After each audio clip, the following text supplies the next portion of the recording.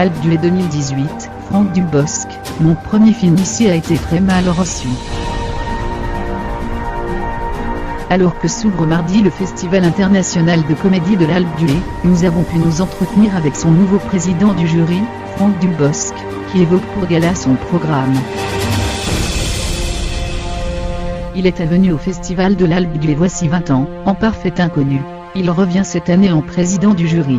Rencontre avec un acteur amoureux du genre comique, et bien décidé à se régaler. Dans tous les sens du terme au gala, vous préside, comment comptez-vous marquer votre éphémère mandat, pour Franck Dubosc?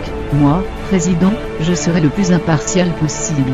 Voilà pour la déclaration de principe, et je réalise par avance la difficulté de la tâche. C'est très délicat d'être aujourd'hui juge, et la plupart du temps parti. Rendez-vous compte. Je vais devoir apprécier le travail de confrères, qui demain peut-être seront mes partenaires. Alors disons que moi préside, je veillerai à soigner mes potentiels futurs concurrents au gala. On n'est pas trop inquiet pour vous, un président ça n'a que des amis, non, BRF. D. C'est vrai que je n'ai que des amis parmi les acteurs et réalisateurs invités, et je compte bien les garder après l'annonce de mon palmarès. En tout cas, j'espère avoir le goût du public. Je considérerai une belle réussite de récompenser le même film que les spectateurs au gala. À quand remonte votre découverte du festival, BRF? D. L'Alpe a été créée en 1997, et j'avais été invité l'année suivante grâce à Dominique Ferrugia, qui venait de créer la chaîne Comédie, et m'avait laissé sa chambre. J'étais un peu intimidé, je me souviens d'avoir suggéré à Dominique de me prêter une caméra pour couvrir le festival dans le pot de l'acteur le moins connu. J'interviewais au hasard les festivaliers en les taquinant. C'est à cette occasion d'ailleurs, que j'ai connu Fabien Outagnante. Le seul qui a refusé de me parler, au gala. Quelle était votre ambition à l'époque? BRFD, je savais qu'une grande partie du métier participait au festival.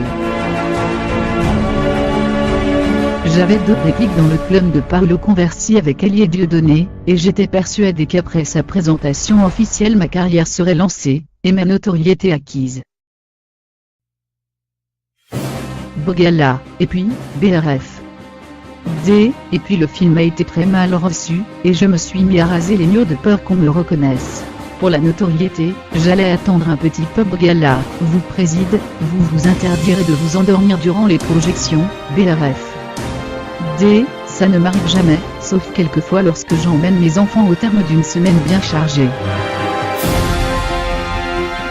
Pour tout vous dire, je vais assez peu en salle, mais lorsque j'y suis, je savoure Bogala, vous préside, comptez-vous déjeuner léger pour garder l'esprit vif, BRF. D, déjà, je ne bois pas. Mais quant à manger léger ça va être difficile. À la montagne, c'est impossible. Moi préside, ce sera raclette obligatoire, Bogala, on adore, sauf son corollaire. L'odeur persistante du fromage fondu. BRF. D. A. Cette bonne odeur qui vous accompagne, lorsque vous rentrez seul dans votre chambre, et qui vous tient chaud durant la nuit. Avez-vous remarqué que le matin, parfois, elle est encore là, qui vous réveille, Bogala. En 2016 Manu Payet nous avait appris que le meilleur moyen de chasser cette odeur, est de poser ses vêtements sur le radiateur. La chaleur dit-il absorbe les souvenirs de fromage. BRF.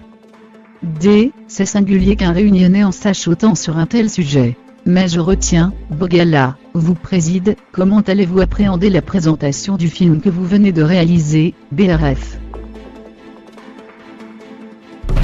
D. J'espère qu'en vertu de mon rang de président, chacun s'empressera de trouver, tout le monde debout formidable bien sûr. Il va de soi que je serai très ému et gêné à la fois, a fortiori parce qu'il s'agit de ma première réalisation. Lorsqu'on est simple acteur, on sait si on a fait un beau film, ou pas. Mais en tant que réalisateur, on est comme un parent qui trouve que ses enfants sont les plus beaux. Propos recueillis par Carlos Gomez.